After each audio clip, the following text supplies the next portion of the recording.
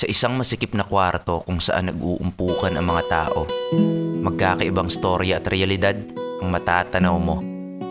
Sabi nila, tanging kahalayan lang daw ang nangyayari sa lugar na to.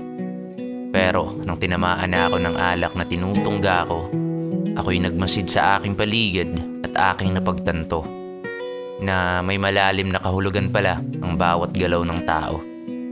Merong dinadaan na lang sa sayaw ang di matigil na sakit. Sumusuka dahil hindi malunok ang katotohanang mapait. May mga tao rin na nagdiriwang kaya dinadaan sa musika at alak. Sadyang may individual na may pilit pinapalaklak kasi may masela na binabalak. Tsaka syempre, eto ako. Naging tambayan ang lugar na to dahil sa aking mga problema.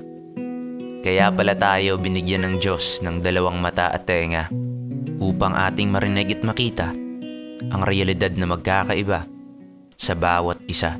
Narito ako sa isang lugar na di ko maintindihan.